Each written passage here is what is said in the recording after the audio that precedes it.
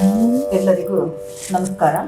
ರಾಮಚಂದ್ರ ಹಸಿರು ಎಲೆಗಳನ್ನೆಲ್ಲ ಜೋಡಿಸ್ಕೊಂಡು ಸೀತೆಗೆ ಗಾಳಿ ಬೀಸ್ತಾ ಇರುತ್ತಾನೆ. ಆಗ ಲಕ್ಷ್ಮಣ ನೀರು ತರಕ್ಕೆ ಹೋದವನು ಅವನು ಹೇಗೆ ನೀರು ತಗೊಂಡು ಬಂದ ಅಂತನ್ನೋದನ್ನು ಕೂಡ ಇಲ್ಲಿ ಕವಿ ವರ್ಣನೆ ಮಾಡ್ತಾರೆ. ಅದನ್ನು ಇವಾಗ ನೋಡೋಣ. ಅನಿತರೊಳ್ ತೊನ್ನೆಗೈದೆಲೆಯೊಳಗೆ ಮೈದುನಂ ತಂದೆಯೇ ತಣ್ಣೀರ ನೀಂಟಿ ಸೊಗಸಿದಳು ಶುಶ್ರೂಷೆಗೆ ಆರಾಮನೆತ್ತೆಯನ್ನೇ ಮೇಲಲ್ಲಿಂದೆ ನಡೆದರು ಆಮೆಲ್ಲ ನೊಯ್ಯನೆ ಮೂವರುಂ ಮೆರೆದುದನ್ನೆಗಂ ವನರಮ್ಯಗಿರಿ ಪಂಕ್ತಿಗಿಂದೆ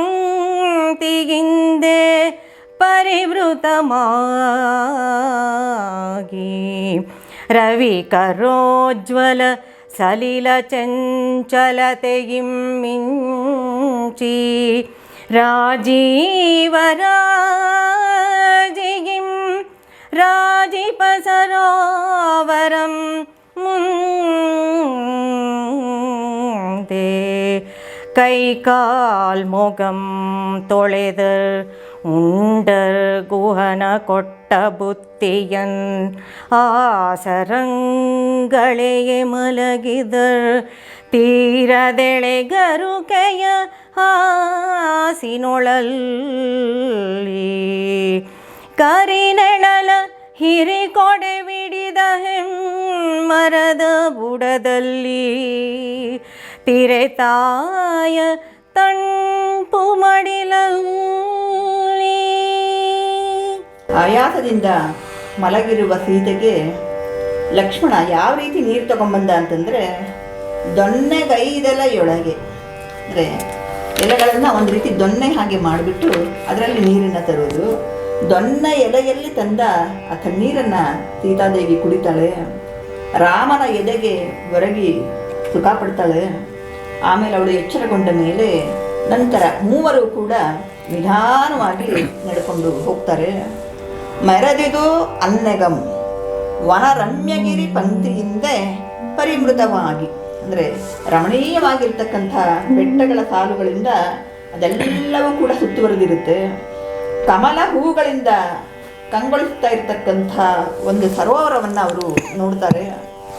ರಾಜೀವ ರಾಜಿಯಂ ರಾಜಿಪ ಪದನ್ನು ಇಲ್ಲಿ ನೋಡಬೇಕು. ರಾಜೀವ ರಾಜಿಯಂ ರಾಜಿಪ ಅಂದರೆ ಕಮಲದ ಹೂವು ಆ ಸರೋವರದಲ್ಲಿ ತುಂಬ ಶೋಭಾಯಮಾನವಾಗಿ ಇರುತ್ತೆ. ಕೈಕಾಲ್ ಮೊಗಂ ತೊಳೆದರ್, ಕೈಕಾಲು ತೊಳ್ಕೊತಾರೆ. ಉಂಡರ್ ಗುಹನು ಕೊಟ್ಟ ಬುತ್ತಿಯನ್ನು, ಇದೆಲ್ಲ ನಮಗೆ ಹಿಂದೆ ಯಾವ ರೀತಿ ಪ್ರಯಾಣ ಮಾಡ್ತಾ ಇದ್ವಿ, ಅನ್ನದ ಬುತ್ತಿಯನ್ನು ಕಟ್ಕೊಂಡು ಹೋಗಿ ದಾರಿನಲ್ಲಿ ತಿನ್ನೋ ಒಂದು ಅಭ್ಯಾಸವನ್ನು ಆವಾಗ ನಾವು ಹೇಗೆ ಇಟ್ಕೊಂಡಿದ್ವಿ, ಇದೆಲ್ಲವೂ ಕೂಡ ನಮಗೆ ನೆನಪಿಗೆ ಬರುತ್ತೆ. ಅದನ್ನೆಲ್ಲವನ್ನು ಕೂಡ ಕಾವ್ಯದಲ್ಲಿ ಕವಿ ಕುವೆಂಪುರವರು ದಾಖಲಿಸಿದ್ದಾರೆ. ಉಂಡರ್ ಗುಹನು ಕೊಟ್ಟ ಬುತ್ತಿಯನ್ನು, ಊಟ ಮಾಡುತ್ತಾರೆ ಗುಹ ಕೊಟ್ಟಿದ್ದಂಥ ಬುತ್ತಿಯನ್ನು, ಆಯಾಸವನ್ನು ಕಳೀತಾರೆ. ಮಲಗಿದ ತೀರದ ಎಳಗರಿಗೆ ಹಾಸಿನೊಳು, ಇನ್ನು ಯಾವ ಮಂಚನೂ ಇಲ್ಲ, ಯಾವ ಹಾಸಿಗೆನೂ ಇಲ್ಲ, ಅಲ್ಲೇ ಹಸಿರಾಗಿರ್ತಕ್ಕಂಥ ಹುಲ್ಲು, ಆ ಹುಲ್ಲಿನ ಹಾಸಿಗೆ ಹಾಗೆ ಮಾಡಿಕೊಂಡು ಮಲ್ಕೋತಾರೆ. ಎಲ್ಲಿ ಮಲ್ಕೋತಾರೆ ಅಂತಂದರೆ ಬೃಹದಾಕಾರದ ಕರಿನೆಳಲ ಹಿರಿಕೊಡೆ ಬಿಡಿ, ದೊಡ್ಡ ಮರ. ಆ ಮರ ಒಂದು ರೀತಿ ಕೊಡೆ ಥರ ಇರುತ್ತೆ. ಆ ಕೊಡೆಯ ಕೆಳಗೆ ಮಲಗಿದರು. ಮಲಗಿಬಿಟ್ಟು ಭೂಮಿ ತಾಯಿಯ ಮಡಿಲಲ್ಲಿ, ಭೂಮಿ ತಾಯಿಯ ಮಡಿಲಲ್ಲಿ ಮಲ್ಕೋತಾರೆ ಅವರು. ಇಲ್ಲಿ ಕವಿ ಕುವೆಂಪುರವರು ಒಂದೊಂದು ಸಂಗತಿಯನ್ನು ಕೂಡ ಓದುಗರು ಕೂಡ ಅನುಭವಿಸ್ತಾ ಇದ್ದಾರೋ ಏನೋ ತನ್ನೋ ರೀತಿಯಲ್ಲಿ ಇದನ್ನ ವರ್ಣನೆ ಮಾಡಿಕೊಂಡು ಹೋಗ್ತಾರೆ. ಅಲ್ಲಿ ಏನಾಯಿತು? ಅಲರ್ವಕ್ಕಿಗಳ್ ಮತ್ತೆ ಕೊಂಚೆಯಂಚೆಗಳಿಂಪು ಜೋಗುಳವನು ಉಲಿದಾಡಿದಳ್ ತೀರಮಂ ತಟ್ಟಿ ತೆರೆಗೈಗಳಿಂದೆ ಚೆಪ್ಪಳೆ ಇಕ್ಕಿದಳ್ ಮುದ್ದ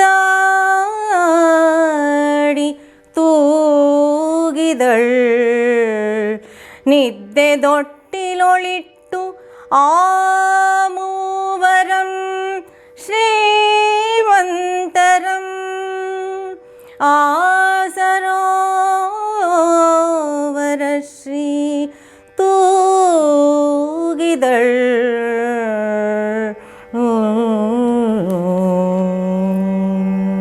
ಮರದ ಕೆಳಗೆ ಮಲಗಿದ್ದಾರೆ. ಅಲರ್ವಕ್ಕಿ ಕೊಂಚೆ ಅಂಚೆ, ಕೊಂಚೆ ಅಂಚೆ. ಅಲರ್ವಕ್ಕಿ ಅಂತಂದರೆ ದುಂಬಿ. ದುಂಬಿ ಅಂತಂದರೆ ಹೂವಿನ ರಸವನ್ನು ಕುಡಿದು ಅದರ ಜೇನನ್ನು ಸವಿಸ್ತಕ್ಕಂಥದ್ದು, ಅದು ದುಂಬಿನ. ಕೊಂಚೆ ಕ್ರೌಂಚ ಪಕ್ಷಿ, ಅಂಚೆ ಹಂಸ, ಅವುಗಳ ಕೂಗು ಇಂಪಾಗಿ ಜೋಗಳವನ್ನು ಹಾಡಿದಂತೆ ಅವುಗಳ ಕೂಗುಗಳಿರುತ್ತೆ.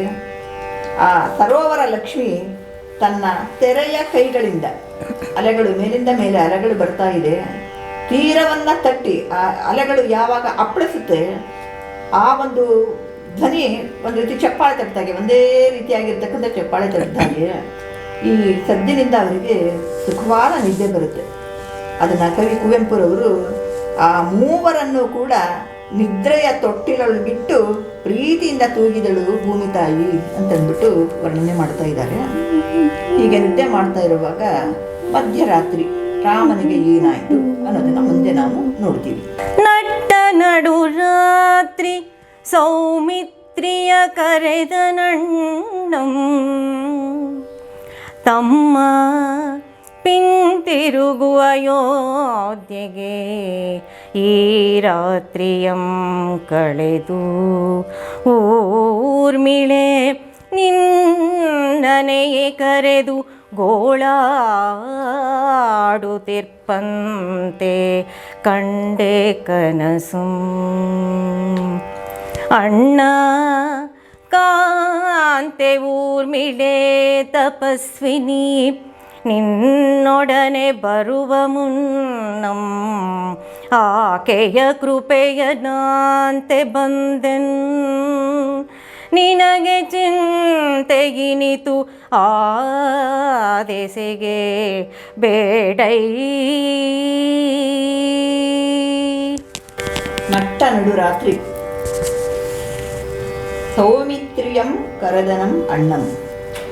ಲಕ್ಷ್ಮಣನ ಕರೆದುಬಿಟ್ಟು ಶ್ರೀರಾಮಚಂದ್ರ ಹೇಳ್ತಾ ಇದ್ದಾನೆ, ತಮ್ಮ ಹಿಂತಿರುಗು ಅಯೋಧ್ಯೆಗೆ.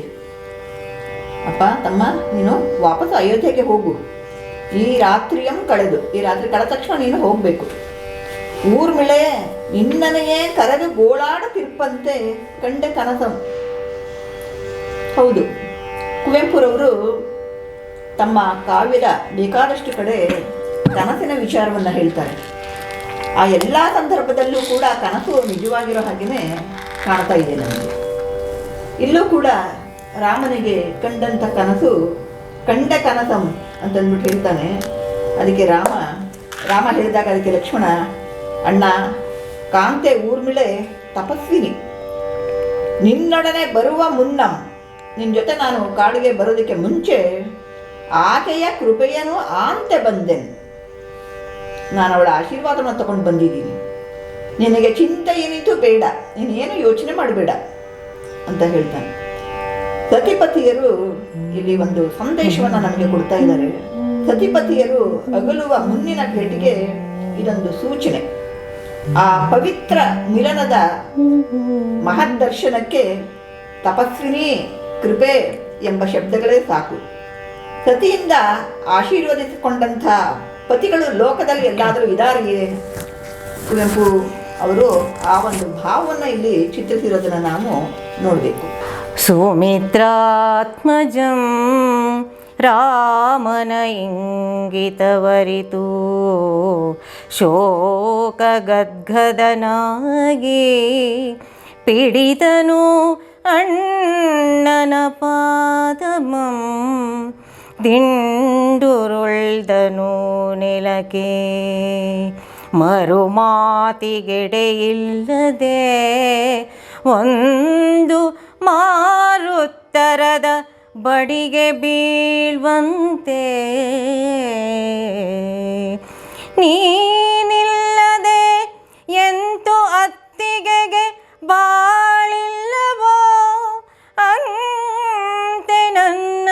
ಬಾಳದೊಡಂ ನಿನ್ನ ನುಳಿದಂದು ನೀರಂ ಪಳಿದ ಮೀನಂತೆ ವಾಳ್ ಗಳಿಗೆ ಗಳಿದ ಪುದಣ್ಣ ತಂದೆ ತಾಯಂದಿರಂ ನೋಳ್ಪ ಮಾತಿರಲೇ ಪುಗಲೊಲ್ಲೆ ನಾಂ ಸಗ್ಗಮಂ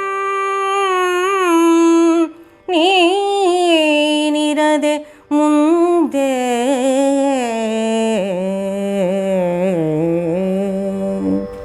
ಅಣ್ಣನ ಮನೋಭಿಪ್ರಾಯವನ್ನು ತಿಳಿದು ಲಕ್ಷ್ಮಣ ಶೋಕಭರಿತನಾಗಿ ರಾಮನು ಮತ್ತೆ ಮುಂದಕ್ಕೆ ಮಾತಾಡಲು ಅವಕಾಶ ಕೊಡದೇನೆ ಅವನ ಪಾದಗಳಿಗೆ ದಿಂಡುರುಳಿದನು ಅಂತ ಹೇಳ್ತಾನೆ. ದಿಂಡುರುಳಿದನು ಅಂತಂದರೆ ಒಂದು ರೀತಿ ಮರದ ಕೊರಡನ್ನ ಹೇಗೆ ಇದು ಮಾಡ್ತೀವಿ ಆ ರೀತಿಯಾಗಿ ಅವನ ಪಾದಗಳಿಗೆ ಉರುಳಿ ಬಿಡ್ತಾನೆ.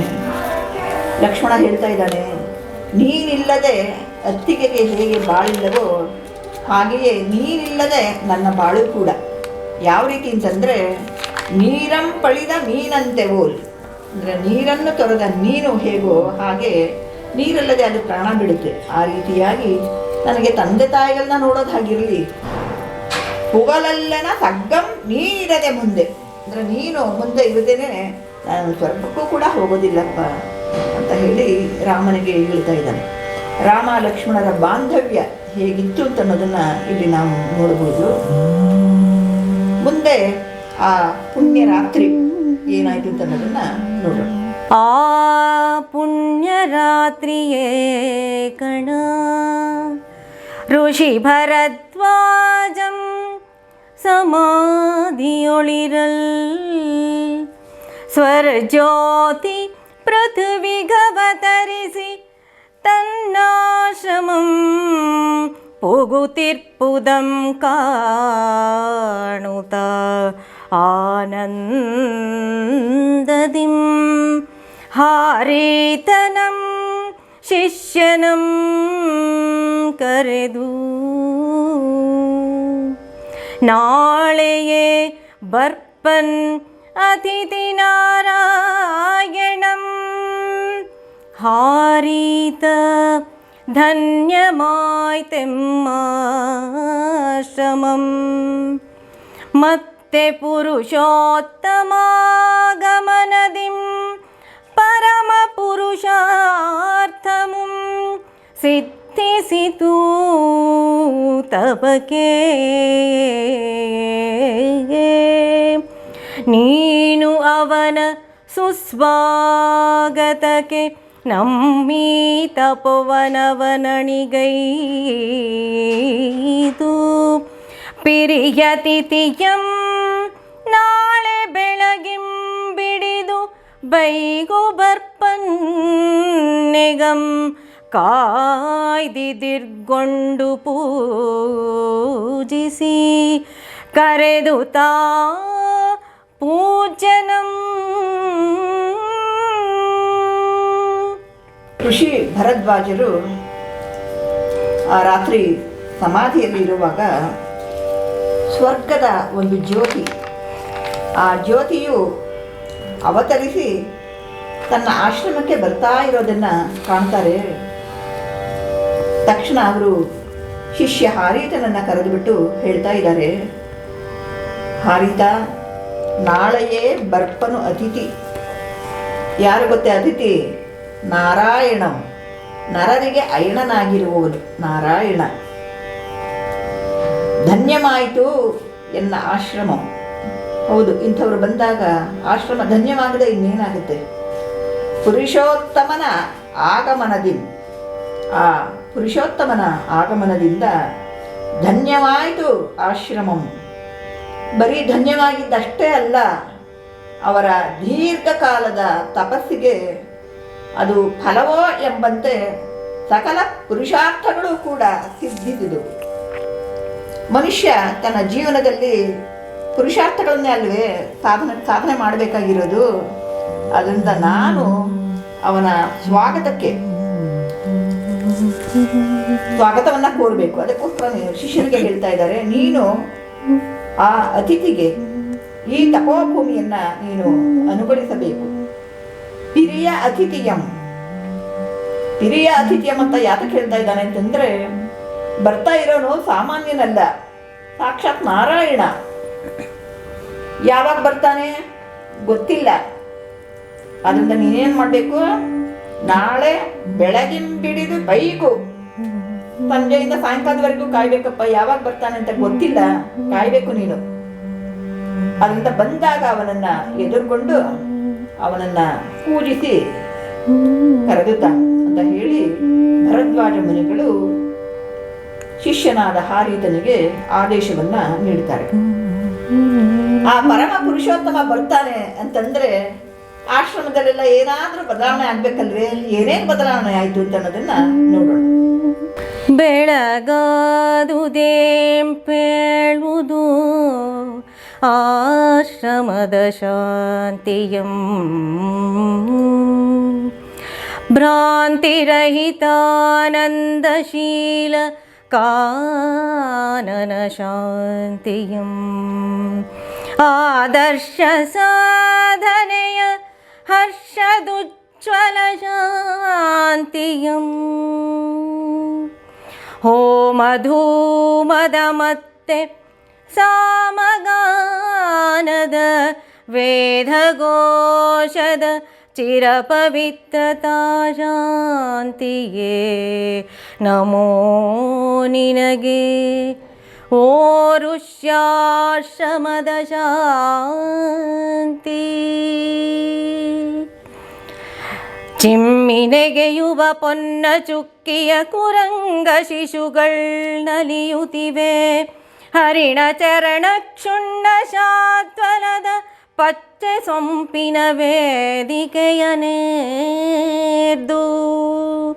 ಹಸುರು ಹಣ್ಣು ಕಾಯ್ವೊತ್ತ ತರುಗಳಲ್ಲಿ ಶತ ವಿವಿಧ ಪಕ್ಷಿ ಚಿತ್ರಸ್ವನಂ, ವರ್ಣ ವರ್ಣ ಸ್ವರ್ಣಮಯ ರಂಗವಲ್ಲಿಯ ನಿಕ್ಕುತ್ತಿದೆ, ಕರ್ಣಚೈತ್ರನ ಪರ್ಣಶಾಲೆಯಲಿ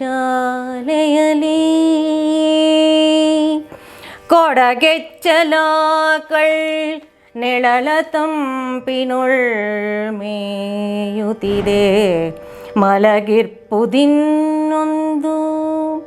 ಮುದ್ದು ಕರುವಂ ನೆಕ್ಕಿ ಜೊಲ್ಲಕ್ಕರೆಯ ಸೂಸಿ ಸೊಗಸುತಿಹುದೊಂದು.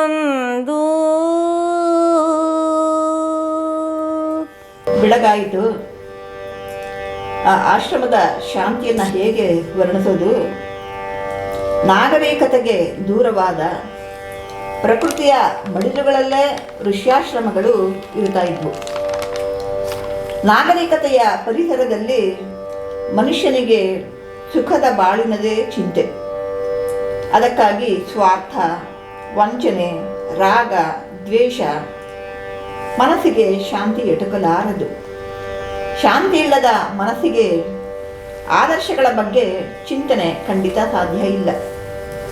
ಆದರೆ ಋಷಿ ಸದೃಶರಿಗೆ ಬೇಕಾದುದು ಚಿಂತನೆಗೆ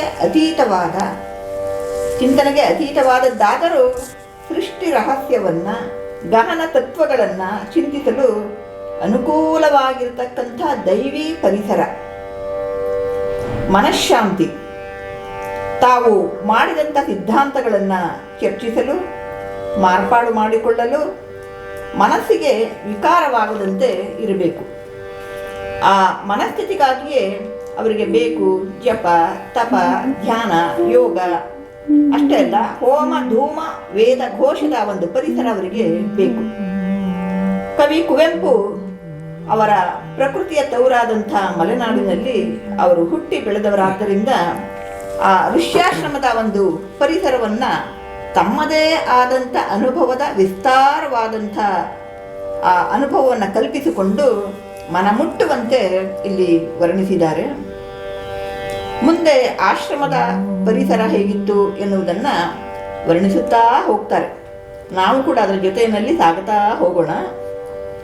ಹಚ್ಚನೆಯ ಹಸಿರ ಹುಲ್ಲುಗಾವಲಿನಲ್ಲಿ ಪನ್ನ ಚುಕ್ಕಿಯ ಕುರಂಗ, ಅಂದರೆ ಸುವರ್ಣ ಚುಕ್ಕಿಗಳಿರತಕ್ಕಂಥ ಜಿಂಕೆ ಮರಿ ಅವುಗಳು ಚಿಮ್ಮಿ ಚಿಮ್ಮಿ ನಗಿತಾ ಹಾರಾಡ್ತಾ ಇವೆ, ನಲಿತಾ ಇವೆ.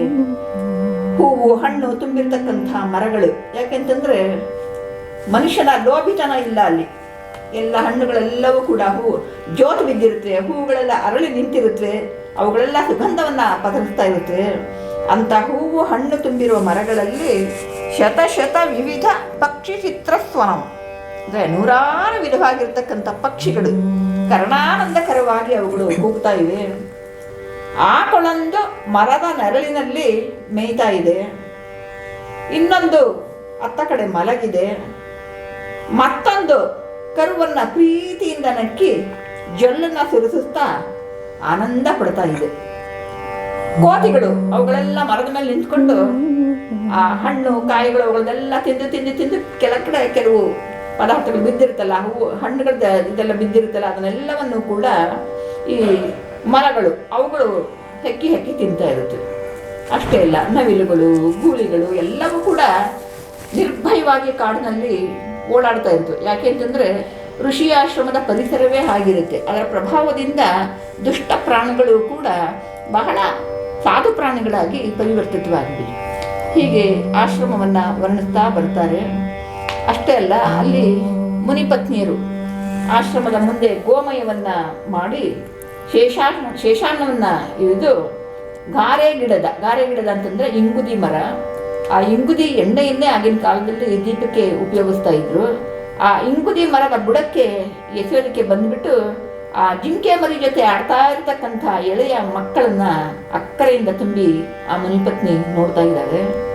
ಇಂತಹ ಸುಂದರವಾದ ಪ್ರಕೃತಿಯನ್ನು ಕುರಿತು ರಸಋಷಿ ಕುವೆಂಪು ಅವರು ಹೇಳ್ತಾರೆ, ಓ ತಾಯೇ, ನಿನ್ನ ಸೌಂದರ್ಯ ಸಾನ್ನಿಧ್ಯವಿರಲು ಓ ಪ್ರಕೃತಿ ನಿಂದಪುದು ಇಂದ್ರಿಯಂ ಅತೀಂದ್ರಿಯಕ್ಕೆ, ನಿನ್ನ ಕೃಪೆ ಇಲ್ಲದಿರೆ ಪೇಲ್ ಆ ಪುರುಷ ದರ್ಶನವೆಲ್ಲಿ ಅಂತಂದ್ಬಿಟ್ಟು ಹೇಳ್ತಾರೆ. ಬ್ರಹ್ಮಚರ್ಯದ ಸಂಯಮದ ತಪಕೆ ವೇದ್ಯಂ ಆ ದಿವ್ಯ ದರ್ಶನದಿಂದಂ ಅವತರಿಸಿದಂ ಯೋಗಿ ವ್ಯೋಮಾಂಡಮಂ ಚರಿಸಿ ಮೆಲ್ಲನೊಯ್ಯನೆ ನೆಲಕ್ಕೆ ವಿದ್ಯುದ್ವಿಮಾನವಿಳಿವಂತೆ ತನ್ನಾತ್ಮರಸ ಸುಖಕ್ಕೆ ಲೋಕಮೇರಸಂ ಬಡೆವುದೆಂದು ಆ ಋಷಿ ತಪಸ್ವಿ ಮಂದಹಸಿತಂ ನೋಡುತ್ತಿರೆ ನಾಂದಕಂಗಳಿಗೆ ಗೋಚರಿಸಿತೊಂದದ್ಭುತಂ ಅನತಿ ದೂರದೊಳ್ ಕಣ್ಬೊಳದ ಕಾನನದ ಪಳುವಳದೊಳ್ ತನ್ನೆರ್ತೆಯ ರಸ ಸುಖಮೇ ಹೆಪ್ಪುಗೊಂಡಾಳಾಯ್ತೋ ಜಾನದೊಳ್ ತಾಂ ಕಂಡ ಕಾಣ್ಮೆಗೆ ಮನುಷ್ಯತೆ ಲಭಿಸಿದತ್ತೋ ತನ್ನ ಚಿಂತಾ ಬ್ರಹ್ಮವಸ್ತು ಸುಕೃತದ ಸೆರೆಗೆ ಸಿಲ್ಕಿ ತನ್ನೆಡೆಗೆ ನಡೆ ತಂದಪ್ಪುದೆಂಬಂತೆ ಓಲ್ ದೃಷ್ಟಿತೃಷೆಗೆ ಅಮೃತಮಂ ಕರೆಯುತ್ತೆ ಕಂಗೊಳಿಸಿ ಬಂದುದು ಆ ಸೀತಾ ತೃತೀಯಂ ರಘೂದ್ವಹನ ನೀಲಮಂಗಳ ಮನೋಹರ ದೇವ ವಿಗ್ರಹಂ. ಬ್ರಹ್ಮಚರ್ಯವನ್ನ ಆಚರಿಸಿದ್ದ ಇಂದ್ರಿಯ ಸಂಯಮವುಳ್ಳ ಧ್ಯಾನದಲ್ಲಿ ತೊಡಗಿದ್ದ ಆ ತಪಸ್ವಿಯು ಎಚ್ಚರಗೊಂಡನು. ಹೇಗೆ ಎಚ್ಚರಗೊಂಡ ಅಂತಂದರೆ, ತಪಸ್ಸಿನಿಂದ ಗೋಚರವಾದ ಆ ದಿವ್ಯ ದರ್ಶನವನ್ನು ಪಡೆದ ಮೇಲೆ ಆಕಾಶದಲ್ಲಿ ಸಂಚರಿಸಿ ನಿಧಾನವಾಗಿ ನೆಲಕ್ಕೆ ಇಳಿಯುವ ವಿಮಾನದಂತೆ ಅವರಿಗೆ ಎಚ್ಚರವಾಯಿತು. ಕಣ್ಣು ತೆರೀತಾರೆ.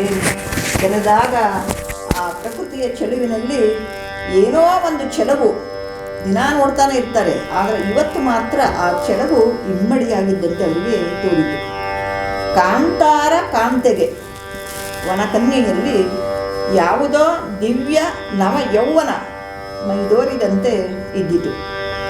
ತನ್ನಾತ್ಮ ರಸಸುಖದಿಂದ ಲೋಕವೇ ರಸಮಯವಾಯಿತು ಎಂದು ಮುನಿಯು ಮಂದಹಾಸದಿಂದ ನೋಡ್ತಾ ಇರುವಾಗ ಅವನಿಗೆ ಒಂದು ಅದ್ಭುತವು ಕಾಣಿಸಿತು.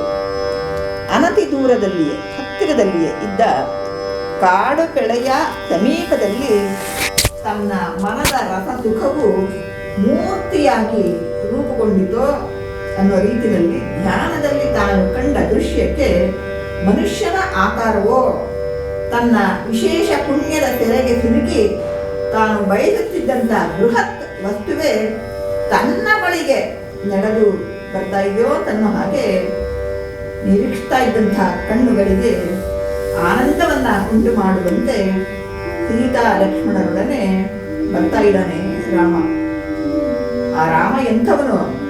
ಆ ನೀಲ ಮಂಗಳ ಮನೋಹರ ರಾಮಚಂದ್ರ ಅಂಥ ಆಕೃತಿ ಅವರಿಗೆ ಕಾಣಿಸ್ತು.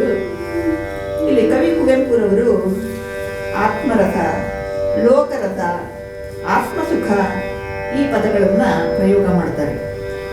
ತೈತರೀಯೋಪನಿಷತ್ತಿನಲ್ಲಿ ರಸೋ ವೈ ಸಹ, ಆ ಬ್ರಹ್ಮವೇ ರಸವು. ರಸಂ ಹೀಯೇವ ಅಯಂ ಲಬ್ಧ ಆನಂದೀ ಭವತಿ.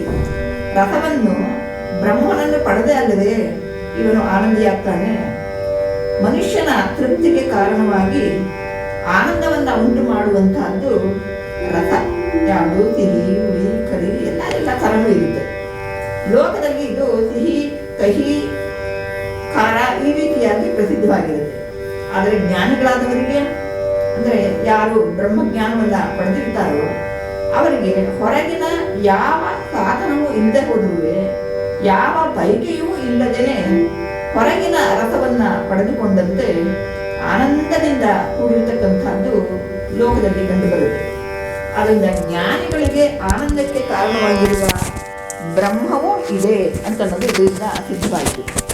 ಅದು ಅಂತಂದರೆ ಬ್ರಹ್ಮವೇ ರಸವೇ, ಬ್ರಹ್ಮವು ರಸವೇ. ರಸವನ್ನು ಪಡೆದೇ ಅಲ್ಲವೇ ಇವನು ಆನಂದಿಯಾಗ್ತಾನೆ ಅಂತಂದ್ಬಿಟ್ಟು ತೈತರೀಯ ಉಪನಿಷತ್ನಲ್ಲಿ ಹೇಳಿರೋದನ್ನು ಸಂವಾದಿಯಾಗಿ ನಾವು ಇಲ್ಲಿ ನೋಡಬಹುದು. ಶ್ರೀರಾಮನ ಆಗಮನದಿಂದ ಕಾಡೆಲ್ಲವೂ ಏನಾಯಿತು